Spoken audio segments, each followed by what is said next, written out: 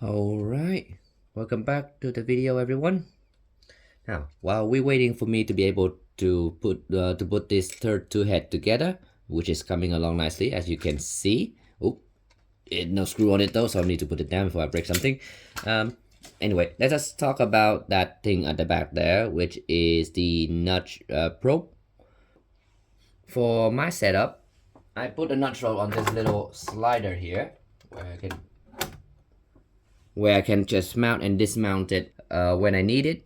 And that little tab on the right there is the dock, where it's magnetically held in place so that it's not going anywhere and keep it inside the machine. I am not the original designer of the notch itself. It is a fantastic piece of kit, and the original creator himself had made a video on how to assemble this section here, or the section in blue. So rather than repeating what he said, I'm just gonna link you to his video on how the thing came together. What I'm gonna show you in rough detail is how the little dock mechanism came together and how it all mounted to the gantry. So yeah, anyway, let's go jump straight into it. Okay, here's everything you need for the notch probe system. And the first one is obviously the notch itself. As I said earlier, the creator of the notch had already made a very comprehensive video on how to put this thing together. So I'll link that video down below, and as well as in my GitHub instruction page. Beside that, you will need two M3 T-nut, one M3 by 16 bolt with the M3 washer, two M3 by 20, and two countersunk M3 by 20, or you can get 25 as well if that's what you have. Beside that, you will need these four printed pieces. You will also need six by 3 millimeter neodymium magnet, as well as two 3 millimeter sleeve, one M3 by 4 by 5 millimeter threaded insert, a micro switch, and the connectors that you may need. So this is just the JST connector for the notch itself, and any 2-pin connector that you have laying around. This switch actually held down by two M2 by 10 cell tapping screw, and of course it is wire in the normally closed pins on the switch. So beside those, on this guy you need two of these, which are 3 millimeter by 20 millimeter pin. And what these do is that they are in the indexing piece for the notch when it mounted on to the bed. These two pieces actually is the same. The only difference is that this two had a pin and this doesn't. Lastly is this thing here, which is the base for the notch itself. One key about this is that it need to lay flat onto the bed when in operation, so that and that is what this piece is here for. It allow the whole thing to be adjusted up and down as needed. So anyway, yeah, let's put this together. So I'll start with the notch itself. Just put it in here like that.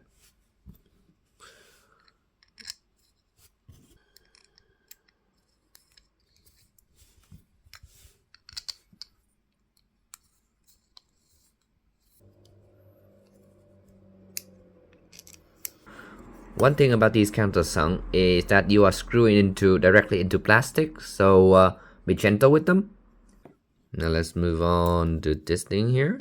So I'll grab my M3 by 16 with the washer on it. Just thread it, just put it right through like that. Put it on that thread. For now, keep this thing loose so that we can adjust it later when on the bed himself. As for these guys, it is important that you get the magnetic orientation correctly on these, where they need to attract to that one there, like so. If you don't, well, you're going to have to destroy the piece to get the magnet out. So pay attention. Anyway, now I already done it here, but I'm sure everyone can understand that you just need to press the pin in. And now you just grab one of the screws, put it on there. The T-nut in loosely. That one as well,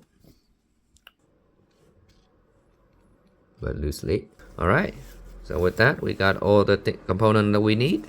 Let us jump back to the printer itself and see how it installed into the rail at the back. Here we are at the machine. Off camera, I actually had already ran the cable underneath the basement of the printer, which led into this little loose wire here, which I just connected to one of the available switch port on the Octopus controller that I have. Anyway, for the mounting of the notch itself, the first thing you're going to need to do is to grab this piece here with the two 3 by 20 millimeter pins and just slot it in place right there. Yeah, and push it near the bed. Then what you need to do is you grab yourself a ruler, a metal ruler. Now it doesn't have to be of any exact thickness or anything. It's just that you just need something to act as a spacer, like that, right there, so that the plastic piece does not touching the hot bed. And now you just need to tighten that down. There we go. Now this thing is solid. Next, you grab yourself the notch assembly itself. Put it in there like that.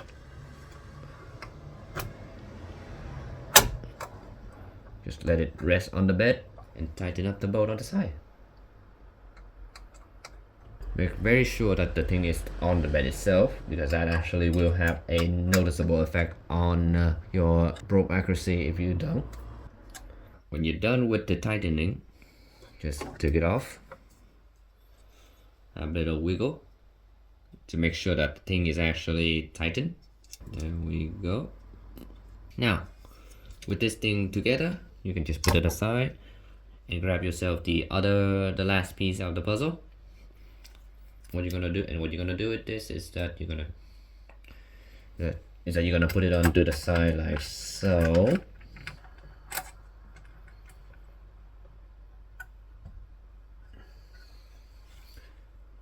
Right, and you don't have to tighten this one actually, so that you can see there I can actually move it around quite a bit, and that's all right, because its only job is to keep the thing lightly in place using those magnets on it.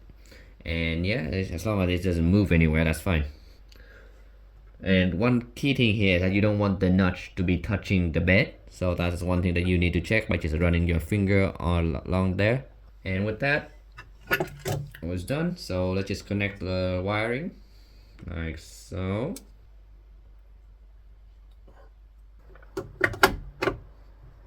This is when it deploy it.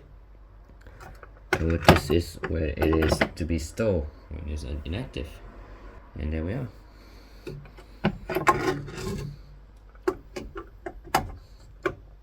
With that, the notch is ready, hardware wise at least.